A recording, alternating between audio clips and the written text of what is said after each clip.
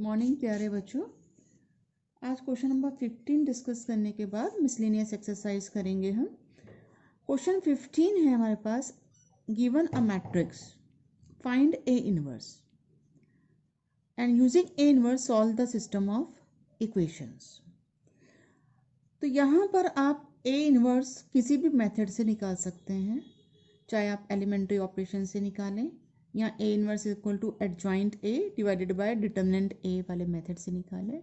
Second method को हम prefer करेंगे क्योंकि उसमें मिस्टेक्स होने के चांसेस कम रहते हैं। फर्स्ट वाले मेथड में मिस्टेक्स होने के चांसेस, कैलकुलेशन मिस्टेक होने के चांसेस ज़्यादा रहते हैं।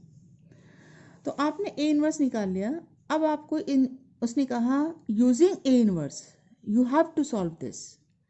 तो यहाँ पर जब आप देख रहे हैं इस इक्वेशंस को आप मैट्रिक्स फॉर्म में लिखेंगे तो जो हमारी ए मैट्रिक्स बनेगी, कोफिशिएंट मैट्रिक्स जो बनेगी 2 -3 5 3 2 -4 1 1 -2, वो सेम मैट्रिक्स है जो यहाँ थी। तो जब आप इनको सॉल्व करेंगे तो x equal to a inverse b, तो यहाँ पर दोबारा से ए इनवर्स निकालने की जरूरत नहीं है। जो आपने ऊपर ए इनवर्स निकाला है उसी का यूज़ यहाँ नीचे कर लेंगे। कभी कभी इन क्वेश्चंस को ऐसे भी पूछा जा सकता है कि यहाँ जो इक्वेशंस हो वो एग्जैक्टली ए ना हो के उसका ट्रांसपोज हो। जैसे अगर मैंने इक्वेशंस इस फॉर्म में लिखी 2x + 3y + z = 11 -3x + 2y + z = -5 5x - 4y - 2z = -3। तो यहाँ जो कोफिशिएंट मैट्रिक्स बनेगी वो इसका ट्रांसपोज है। तो हमें यहाँ पर दोबारा से जब हम x equal to a inverse b लिखेंगे तो दोबारा से ए इनवर्स निकालने की ज़रूरत नहीं है। हम इसी का यूज़ करेंगे, लेकिन कैसे करेंगे, क्योंकि यहाँ पर आपके पास जो कोफिशिएंट मैट्रिक्स है वो गिवन मैट्रिक्स ए का ट्रांसपोज है। तो you can write A transpose into X equal to B. जब आप इन इक्वेशंस को मैट्रिक्स फॉर्म में लिखेंगे तो ये आपका A transpose into X equal to B हो गया। So X is equal to A transpose inverse into B. And we studied this property that A transpose inverse is equal to A inverse transpose B। तो A inverse तो हम यहाँ निकाल ही चुके हैं पहले, तो उसका बस यहाँ पर जब आप इन इक्वेशंस को सॉल्व करोगे तो यहाँ पर उसका ट्रांसपोज आ जाएगा। तो now we start the miscellaneous exercise.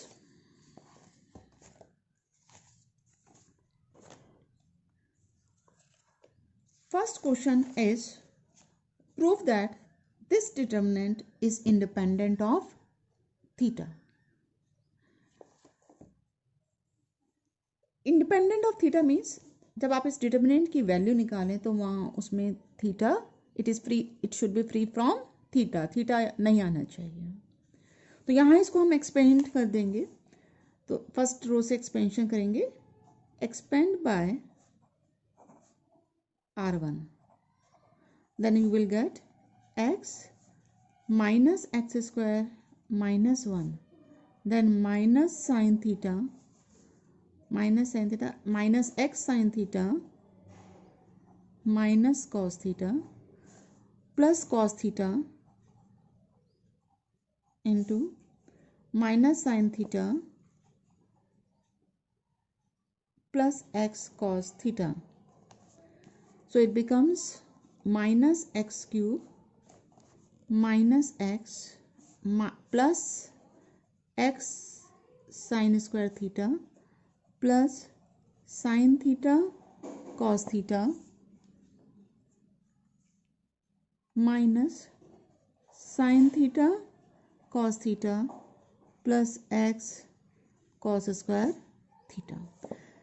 इन दोनों टर्म्स में से x कॉमन आ जाएगा, ये टर्म्स कैंसिल हो गई। Then it becomes minus x cube minus x plus x sin square theta plus cos square theta, and that is 1.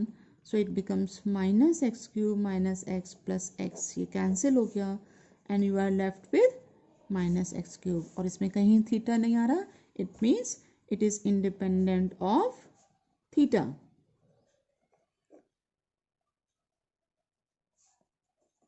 Of theta.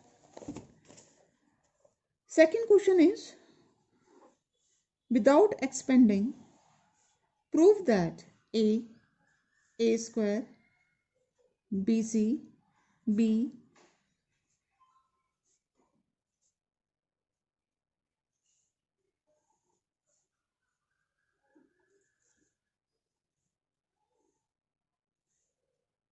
one a square a cube, one b square b cube, one c square c cube. We have to prove this.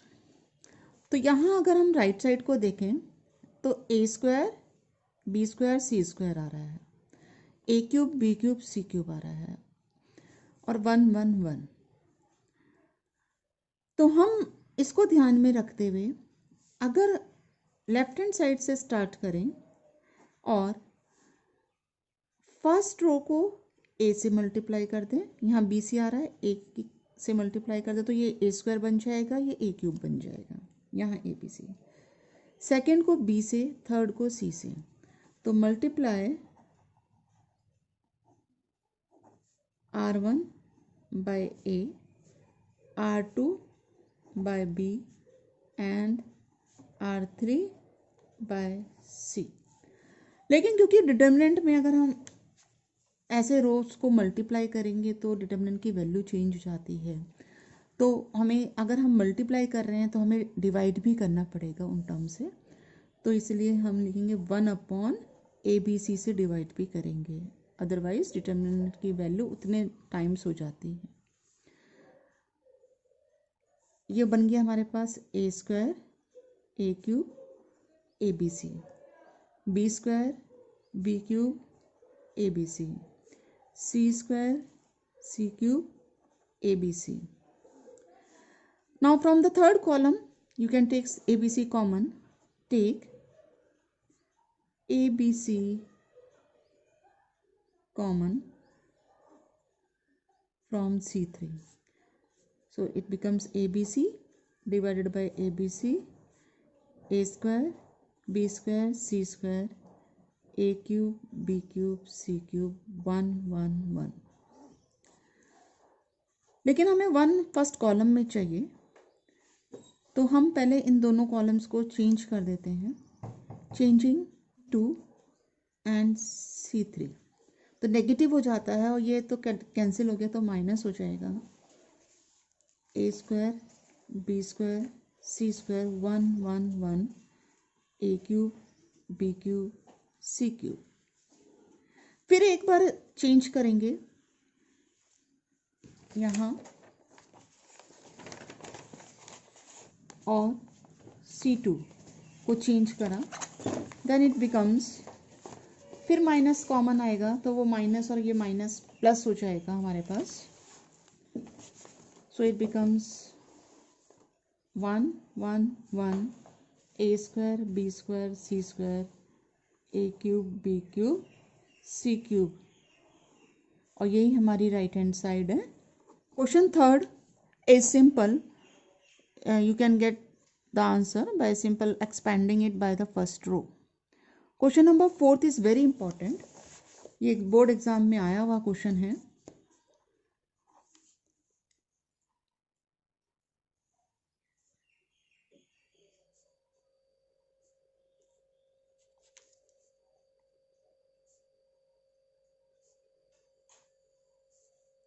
a plus b, b plus c, c plus a, given है कि ये determinant 0 है। We have to prove that a either a plus b plus c is 0 or a equal b equal c। Very important question. तो यहाँ पर हम अगर तीनों रोज को ऐड कर दें या तीनों कॉलम्स को ऐड कर दें तो देखते हैं क्या होता है।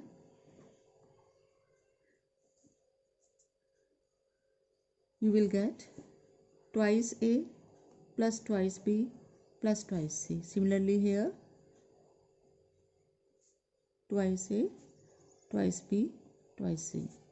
C plus A plus B, B plus C, A plus B, B plus C, C plus A equal to 0। ये आइडिया हमें इसलिए मिला क्योंकि हमें जो रिजल्ट प्रूफ करना है उसमें A प्लस बी प्लस सी आ रहा है, तो वो तभी आ सकता है जब हम तीनों रोज को ऐड करेंगे या तीनों कॉलम्स को ऐड करें। Now take this common, take 2A plus 2B plus 2C common from R1. You will get 2A plus 2B plus 2C. Determinant 1 1 1, C plus A plus B, B plus C, A plus B, B plus C, C plus A equal 0. Now the product of through terms is 0. It means at least one of them must be 0 because there are some numbers. This implies either 2A twice common ले लो equal to 0 or determinant 1 1 1, C plus A plus B, B plus C, A plus B, B plus C, C plus A equal 0। तो यहाँ से हमारे पास आ गया A plus b plus c equal to 0। तो एक part prove हो गया हमारा। अब दूसरा पार्ट हमारा इसको लेंगे, इस सेकेंड वाले पार्ट में अप्लाई करिए C2 is changed to C2 minus C1 and C3 is changed to C3 minus C1। क्योंकि 3 1 मिल गए हैं तो 2 1 को 0 बना के एक्सपेंशन कर देना चाहिए।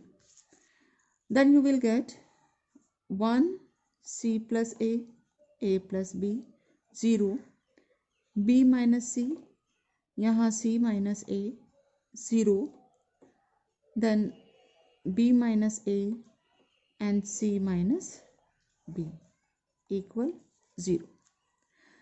जब आप इसको एक्सपेंशन करेंगे फर्स्ट रो से तो एक्सपेंड बाय R1, तो आपके पास आएगा B minus c, C minus b minus C minus A, B minus A equal 0।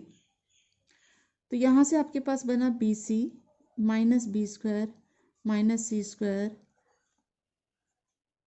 Plus b c minus b c plus a c plus a b minus a square equal to 0।